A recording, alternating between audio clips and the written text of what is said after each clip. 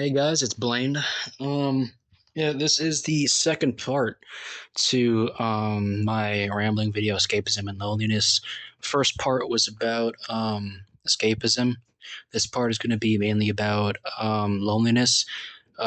This video is going to be in more like a commentary style because I'm moving to my computer to edit like this recording and stuff because I think it's just going to be a higher quality. And also, this is my second time recording this because my phone didn't have enough space for the first recording, so I had to clear out my trash. So, yeah, that's why it seems like I'm talking fast at some parts. But yeah, this is the second part, and this is about loneliness. Now, loneliness, like escapism, I feel like has been misunderstood or looked at the wrong way. Most of the time, loneliness is a feeling, not like a physical thing, like nobody's physically around you. And I mean, that can lead to feeling lonely, but loneliness as a feeling is in the mental. And I feel like a lot of people misunderstand that because when a person has a bunch of people around them, they can still be lonely. They can still feel lonely. I feel like it stems from the feeling of loneliness, stems from a feeling of not being understood or not being cared for, but mainly misunderstood. And again, like escapism, loneliness has always been a problem for every generation. But again, like escapism, the rise of technology and social media, I feel, has exponentially brought in a whole slew of new problems to deal with, and which can cause loneliness. But I think, like escapism, in recent times, the main thing that really skewed, um, not just Gen Z, but almost the entire world, um, into this feeling of loneliness is, of course, COVID and the pandemic. You know, everybody being cooped up in their house, social distancing. I mean, back then I was in eighth grade and I was lucky because I had my family around me. I cannot imagine the people who lived alone. I feel like that, not traumatized, but that really shook up a whole bunch of people who didn't really know how to cope with it. And it's getting better. Like the ripples of that are still going on today, in terms of loneliness. And yeah, back then, that sounds so weird saying back then for 2020. But yeah, also another key point about loneliness that I want to bring up is this only happens sometimes. I'm not saying every single person who feels lonely, this is it, but sometimes loneliness can stem, or a feeling of being alone can stem from a lack of self-awareness. Like the reason why they're alone is because they're not that very pleasant to be around. And I mean, I used to be like that. Like, I ruined friendships out of my own selfish need for validation. You know, I fucked up some people mentally. I was, because they were paranoid, thinking I was going to do something, and I was just not self-aware. I wasn't looking inward. I was just going. I was focused. Thunder, but yeah, there's a storm going on outside. But I was not focused on what it was, what it was that was stemming, or what this problem I was feeling was stemming out of. And I feel like that's why learning about ways to combat loneliness is so important, because when you're, again, when you're physically alone, it's an echo chamber. Um, and again, like, it can lead you into doing some pretty fucked up shit. And again, like mass shootings, like in America, like mass shootings, a lot of perpetrators were lonely people. You know, people who were bitter, people who felt spit out and used, people who felt, people stuck in echo chambers, people who were so deep into their bitterness and loneliness that they couldn't see past their own thoughts. And yeah, it's so important to learn how to reflect on yourself. And again, it can lead you to do things that you can never take back. I've ruined some friendships that, like, no amount of saying sorry could ever fix that. No amount of there's some things that I have to live with, and that's why I think it's so important to be aware of these things, to be aware of these behavioral changes, and how to cope with it healthily and move on is in a sustainable way. I'm just bringing up incels now because, you know, I got into COVID, and, you know, post COVID, that was when the big, I mean, incels have always existed, and I personally don't really like the term incel because it feels like a whole big buzzword and it can apply in so many different people. But yeah, those types of people have always existed. But I feel like post COVID, that's when it started really surging. I mean, before, I mean, you had like 4chan. I'm not saying 4chan is only incels. Please don't dox me, 4chan. Okay.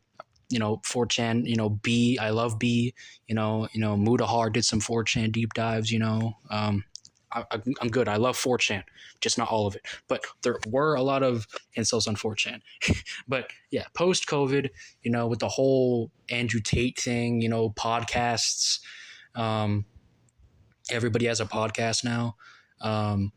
Yeah, I'm just bringing up incels because of that, I guess. But yeah, that sort of ties into this idea that loneliness can be an echo chamber when you're physically alone, because you have no foil to bounce your thoughts back off of. You know, and it can lead you into spiraling because you don't really get a grip on that, like, this is a bad way of thinking, or this is a morally gray way of thinking. Of course, depends on what your morals are, but yeah. Yeah, I mean, I've had that myself, you know, just spiraling. And again, I've had my own share of loneliness, but I'm going to get into that later, my own experiences. That was going to be for like the last part of the video. But yeah, and you can really see, you know, people that incels, mostly the stereotypical incel, like the reason, you know, women hating, and they coop up in their room all day out of fear of women, and yeah, stuff like that. And being alone in your room all the time can lead you to these dangerous ideas because, again, you have no foil, you have nobody to bounce your thoughts off of. It's an echo chamber. I mean, of course, there's the internet, but most of the time, if you're chronically online 24/7, most of the time you're talking on the internet to other chronically online 24/7 people, so it's not exactly the best company. But, you know, that can lead to very dangerous ways of thinking. If you have nobody else to bounce your thoughts off of, I mean, that can lead to generalizing entire races. That can lead to generalizing, you know, an entire gender. Like I said, women hating, you know, being like cooping up all day because you're afraid of women. And then because you're cooping in all day, it means that you can't go outside to meet women who would disprove your thought that all women are manipulative or using or whatever the fuck. So it's like, it can lead you to be stuck in this stagnant state of alliteration, but it can lead you to be stuck in this to be stuck in that spiral. And I mean, I've experienced that myself, and yeah, I guess I can go into it now. My own experiences with loneliness. Yeah, I've been stuck in that myself. I think, yeah, I mentioned in my first part how my mind is constantly running. I haven't been diagnosed with anything, but yeah, you know, constantly creating narratives. You know, I'm constantly in dreamland, and there was a point in time where I would literally just put on my headphones, completely zone out, and again, like I said, with AI, you know, having something to easily bounce off and regurgitate, you know, narrative ideas and fantasy ideas. I would literally just be stuck in dreamland, living in another world in my mind for like literal days, and I would only go out to like use the bathroom or eat, and I would not go outside. And it was bad, and when you're in that echo chamber, you can lose yourself so bad, because when you're in there, your mindset is, you know, you're lonely and you want a way out of loneliness, and you think that this also ties into escapism. You think that this escape is an escape from loneliness, and you think of it as a good thing, which is why it's such a hard cycle to break, because your mind plays tricks on you. Yeah. And again, this is being alone isn't physically alone isn't the only what's the word the only example of loneliness. There can also be another case where like people you're physically like people around you, but you still feel lonely. And again, that gets into why a lot of people misunderstand it. Is it's a mental thing. It's a feeling of not being understood. And you have people like Kid Cudi get into that. I'm a huge Kid Cudi fan. He's literally a celebrity, and he spearheaded, and in 2009 he straight up spearheaded the whole like discussion of mental health and hip hop. I mean, Day and Night is literally about him being alone and sad, and so he smokes at night so he can escape reality. That's a really fucking sad song. Of course, when talking about loneliness, I of course have to get into ways to cope with it, which is again, I'm just 17. I'm just a 17-year-old who's been lonely sometimes, and this is just some of the things I've learned. I'm not a therapist, but I feel like the best way, in my opinion, to cope with loneliness is to do it in a way so that it coincides with your interests. Like me writing, or let's do another example, not just me. Say you like exercise or stuff like that. You could go to like a sports club and be like a team or something.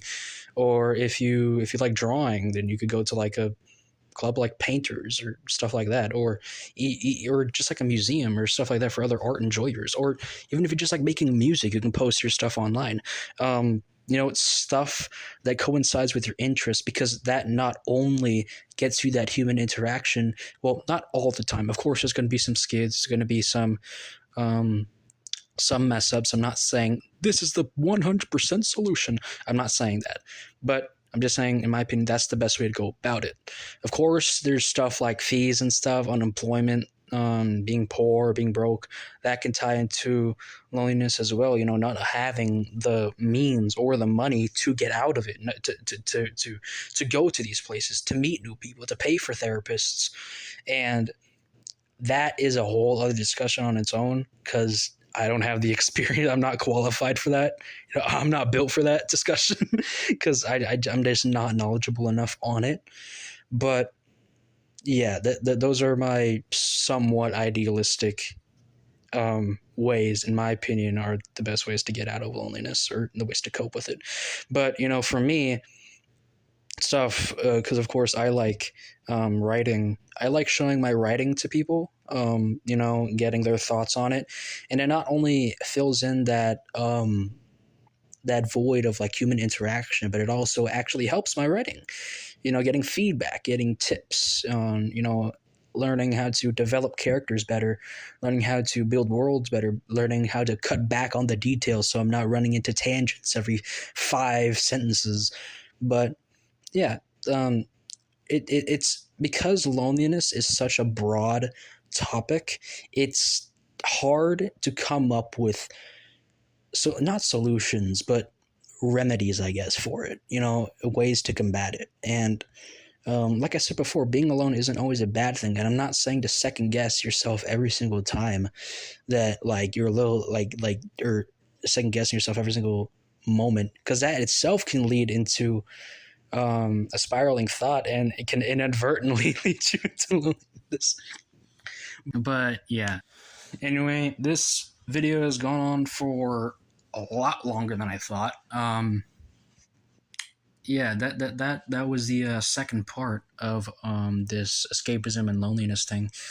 Loneliness itself is like escapism. It's such a broad topic. It's such an abstract such an abstract concept that can apply to so many different things, and that's why it's so hard to combat, because there's so many different facets of it, so many ways that it gets caused, so many different ways that it can manifest, and yeah, I think that's why it's important to be aware of these things, especially in my generation where it's almost like there's a rise of anti-intellectualism.